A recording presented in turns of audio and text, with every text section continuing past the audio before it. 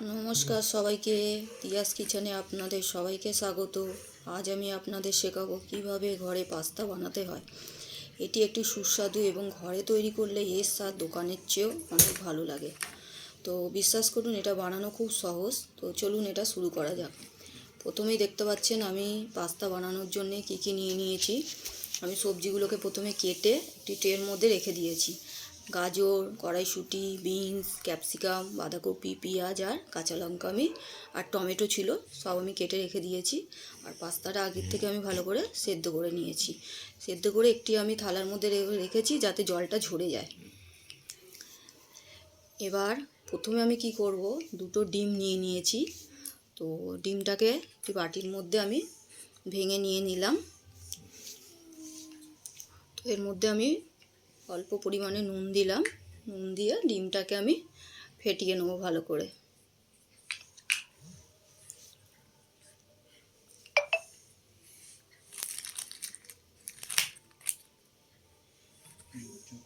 এবার একটি কড়াই বসিয়ে দিয়েছি। কড়াইয়ের মধ্যে আমি পরিমাণ মতন তেল দিলাম। তো তেলটা আমি ভালো করে গরম করে নেব। তো তেলটা ভালো করে গরম হয়ে গেছে। এবার আমি ডিম দুটো ঢেলে দিলাম। দিয়ে এই সময় কিন্তু গ্যাসের আঁচটাকে আপনারা একটু জোরে করে রাখবেন। এবার এটাকে আমি ভুজিয়া টাইপের করে নেব ডিমটাকে। এখন আমি ভুজিয়া বানিয়ে নিচ্ছি।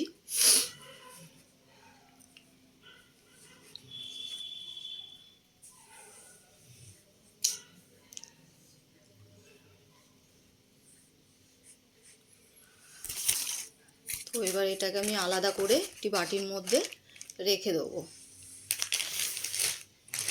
এবার গ্যাসে আবার আমি কড়াই বসিয়ে দিয়েছি। কড়াই বসিয়ে আবার আমি পরিমাণ মতন তেল দিয়ে দিয়েছি। দিয়ে আমি প্রথমে পেঁয়াজটা দিয়ে দিলাম। পেঁয়াজটা দেওয়ার পরে আমি 1-2 মিনিট এটাকে একটু ভালো করে ভেজে নেব।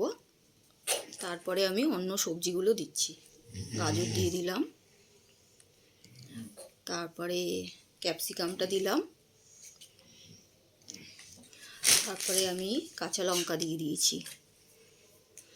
দিয়ে আমি 1-2 মিনিটের মতন ভালো করে নেড়ে চেড়ে নেব।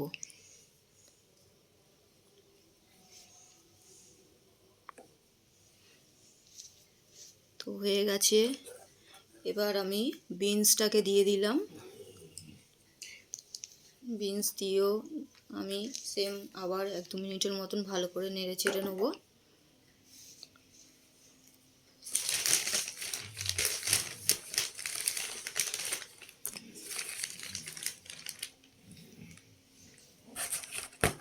হয়ে গেল আমার নাড়াচাড়া।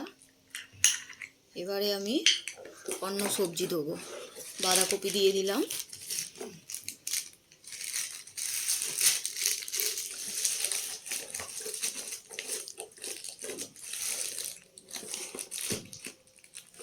পরে টমেটো আমি দিয়ে দিলাম। সব সবজিগুলো আগে থেকে কেটে রাখলে বেশ সুবিধা হয় করতে। তারপরে কড়াইশুঁটিগুলো আমি দিয়ে দিলাম। দিয়ে আমি আবার 2-3 মিনিটের মতন ভালো করে নেড়ে চেড়ে নেব।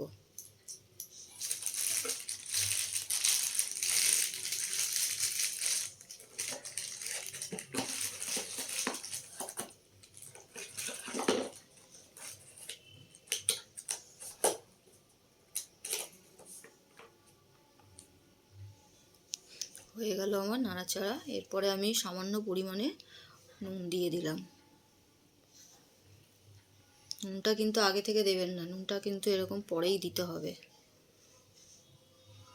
এরপরে আমি একটু গোলমরিচের গুঁড়ো দিলাম, একটু ঝালের জন্যে একটু গোলমরিচের গুঁড়োটা দিয়ে দিলাম।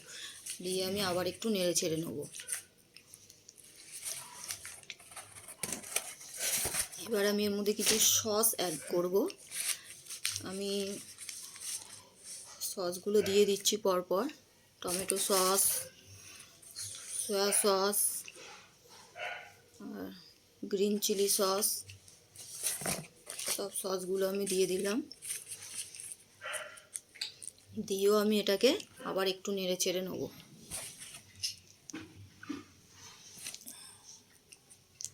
3 রকম সস দিয়ে দিলাম।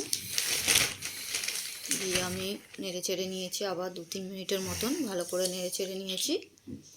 এবার আমি যে পাস্তাটা আমি আগে থেকে সেদ্ধ করে রেখেছিলাম সেই পাস্তাগুলো আমি দিয়ে দিলাম। পাস্তাগুলো সেদ্ধ করার পর একটা ঝাঁঝরি থালার মধ্যে আপনারা রেখে দেবেন, তাহলে জলটা ভালো করে ঝরে যাবে। এবার আমি সব একসঙ্গে ভালো করে মিশিয়ে নেড়ে চেড়ে নেব।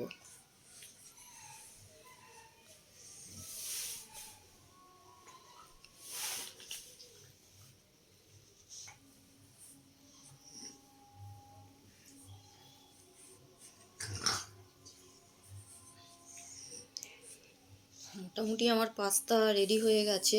এটি বানাতে বেশি টাইম লাগে না, খুব অল্প সময় এটি ঘরে আপনারা বানিয়ে নিতে পারেন। মোটামুটি রেডি পাস্তা। এবার আমি এর মধ্যে যে ডিমের ভুজিয়াটা করে রেখেছিলাম সেই ডিমের ভুজিয়াটা আমি দিয়ে দিলাম।